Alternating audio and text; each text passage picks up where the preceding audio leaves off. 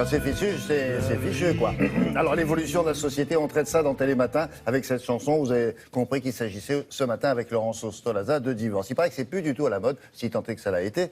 Vous allez voir qu'il y a des spécialistes, non pas du divorce, mais des psychologues, qui incitent les gens à bien réfléchir avant de divorcer, en leur disant ne cédez pas, ouvrez les guillemets, à la facilité du divorce. Alors là, vous allez en rencontrer deux. Alors, ils ont une particularité, ces deux-là, d'ailleurs, ces deux psychologues, hommes-femmes. Oui, c'est un couple. C'est un couple de Alors, psychologues. ils savent de quoi ils parlent, quoi. Absolument, qui vivent ensemble depuis 20 ans et ils ont écrit à quatre mains cet ouvrage « J'arrête d'être mal dans mon couple ». Alors, on trouve toutes les clés dans cet ouvrage pour construire une relation à deux, construire dans la durée et éviter les écueils de la séparation et du divorce. Alors, il y a une première leçon. Évidente, essentielle, un couple, c'est deux entités différentes. Donc, il est soumis naturellement à quoi? À la confrontation. Et ce n'est pas la même chose que l'affrontement. La confrontation est nécessaire. Elle est très saine dans un couple parce qu'elle permet de dire, moi j'ai des valeurs, il faut les respecter. Ça permet de ne pas faire des choses qu'on n'a pas envie de faire et de ne pas renoncer finalement à ce qu'on est. Cela dit, vous pouvez les partager, vos valeurs. On peut partager les valeurs, mais la confrontation est nécessaire car elle évite deux poisons dans le couple. Ce sont les reproches et le ressentiment, c'est-à-dire la rancœur. Ah oui, c'est genre, je t'en veux. Je t'en veux. Donc ça, c'est deux poisons contre lesquels il faut lutter. Deuxième leçon, la relation amoureuse des débuts est suivie d'une baisse du désir que l'on considère à tort comme la disparition de l'amour. Et Emmanuel Ballet, le psychologue, nomme ça le stress post-romantique. C'est un phénomène très fréquent. Alors, on a demandé à l'un des auteurs du livre de nous donner les 3 clés pour maintenir une relation saine en amour. Prenez note, tout le monde écoute sur le plateau.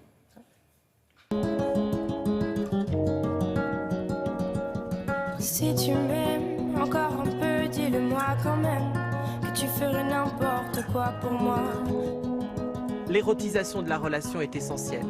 La sexualité est cyclique. Ça signifie qu'en fait, ce qui est important pour une sexualité épanouie, c'est moins le nombre de rapports que de cultiver une atmosphère désirante et amoureuse dans la relation. Alors ça signifie quoi? Eh bien ça signifie de prendre un temps pour un baiser, une caresse, une allusion coquine, pourquoi pas l'effeuillage d'une partie du corps, un baiser. Autant d'instants qui disent « je te désire toujours autant ». Si tu m'aimes, petit con, dis-le-moi quand même. Un couple a besoin de rituels qui génèrent justement cette émotion positive, cette résonance positive liée à l'émotion d'amour. Le fait, par exemple, de tous les jours prendre un instant pour dire à l'autre ce que j'ai beaucoup aimé chez toi aujourd'hui ou ce qui m'a profondément touché chez toi aujourd'hui, c'est, et d'exprimer ce qui vient. C'est une façon d'aller vers l'autre et de reconnaître en quoi sa personne, sa présence, nous apporte. Autrefois, on savait réparer, on réparait les chaussettes, les frigidaires, et maintenant on jette. Dès qu'il y a un problème, on jette. Pareil dans un couple, plus de désir, on jette. Dans le couple, il y a plein de moments qui sont énormément dissonants. Et les dissonances négatives, que ce soit dans les silences où on n'ose pas exprimer ce que l'on ressent, dans les compromis où on accepte l'inacceptable par peur du conflit, ou même, bien sûr, dans les critiques où l'on veut avoir raison sur l'autre, tous ces moments finissent par abîmer le lien.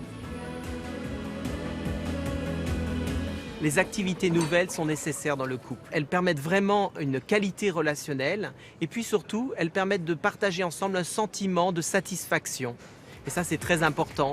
Et puis, c'est une manière de recréer la romance. Parce que faire des choses nouvelles, c'est se retrouver dans cet état d'esprit lorsque nous étions tout jeunes, amoureux, et que là, nous découvrions ensemble la manière de vivre ensemble, de découvrir, de créer, de jouer, de partager tout simplement.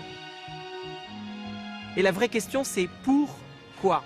Que choisissons-nous de vivre ensemble? Quelles sont les nouvelles activités que nous allons nous offrir pour générer du bien-être, de la chaleur et du partage?